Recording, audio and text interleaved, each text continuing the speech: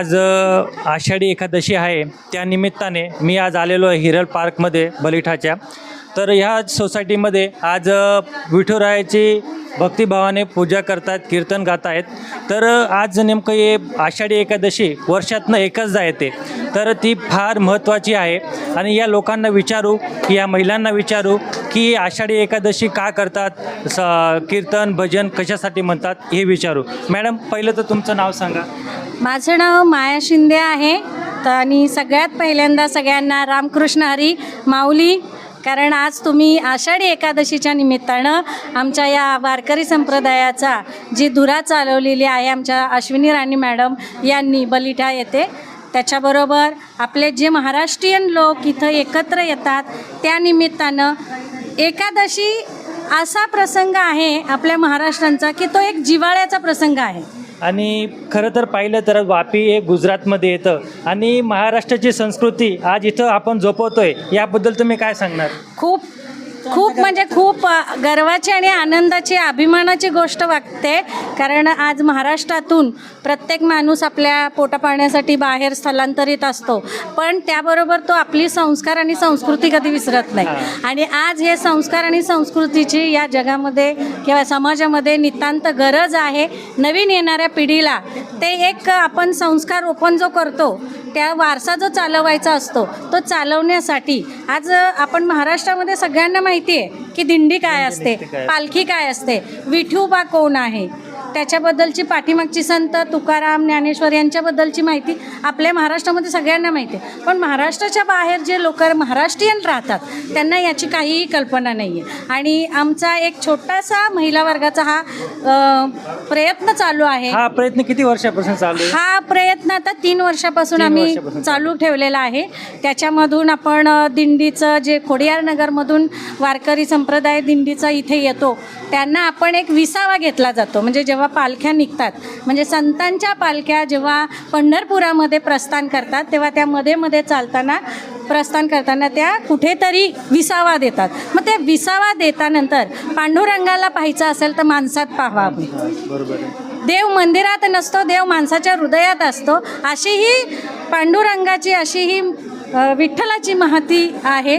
संतांनी आमच्या तेच सांगितलं आहे की तुम्ही जो काही देवाला बघता, तो देवाला तुम्ही माणसामध्ये बघा. म्हणून आज आम्ही हे जो वारकरी संप्रदायाची जी धुरा आहे, अश्विनीताई आहेत, पूनम आहे, कविताताई आहेत आणि आमच्या जिजाईच्या काही महिला आम्ही आहोत, तर यांनी एकच केलेलं आहे की ही धुरा कुठेतरी चालवायची, समाजामध्ये माणसाला एकट्ठा आणायचं. त्या निमित्तानं जो माणूस आज एवढा स्वतःच्यामध्ये व्यस्त होऊन गेलेला आहे की देवाचं नाव घेताना सुद्धा, सकाळी पूजा करताना सुद्धा आम्ही घड्याळाच्या काट्यावरती पूजा करतो. आणि आता मॅडम, जसं काही बघितलं, आता सगळेजण कीर्तन भजनमध्ये एवढे मग्न होते की असं वाटत होतं पूर्ण भग्नमय वातावरण झालेलं होतं. याविषयी तुम्ही काय सांगणार?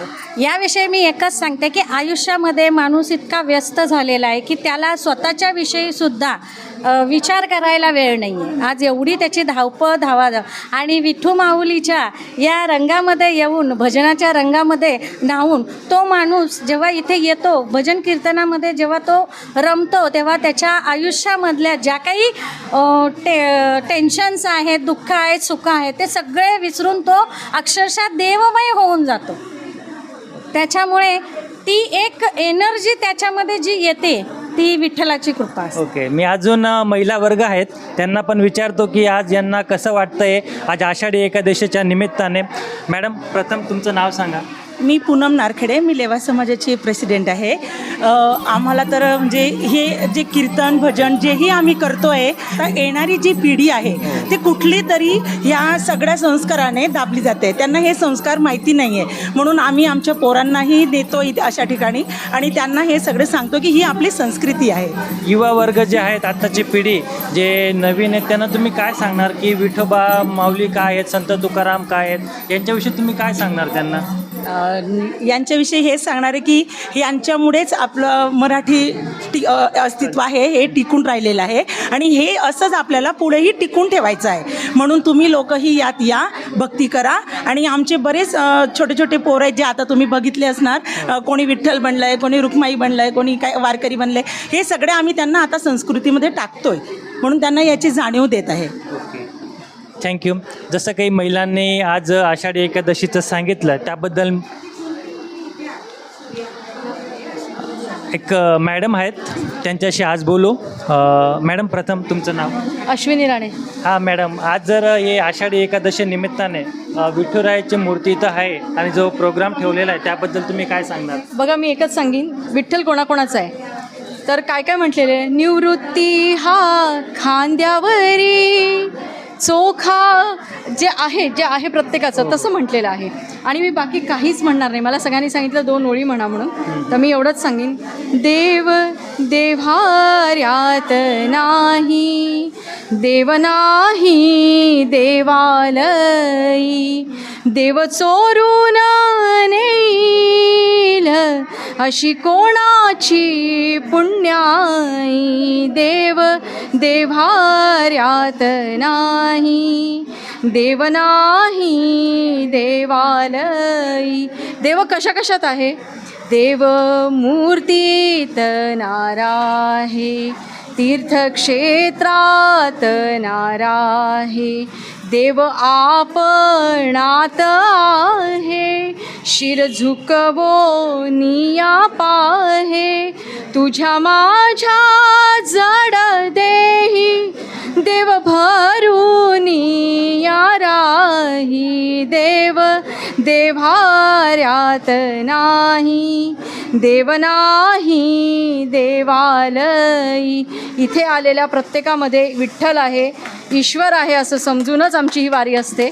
बाकी काही नसतं. बाकी काही बोलण्यासारखं कोणी काही ठेवलं नाही, कारण उत्साहच एवढा आहे. बाकी सगळं जे काय आहे ते विठ्ठलाच्या चरणी आणि श्यामबाबांच्या चरणी. जय आणि श्रीश्याम, जय विठ्ठल. आज जसं काही आहे उपवास आहे, तर आजचा दिवस, रात्रीचा दिवस हा उपवास उद्याच सुटणार आहे. हो हो, उद्याच सुटणार आहे. Okay, thank you.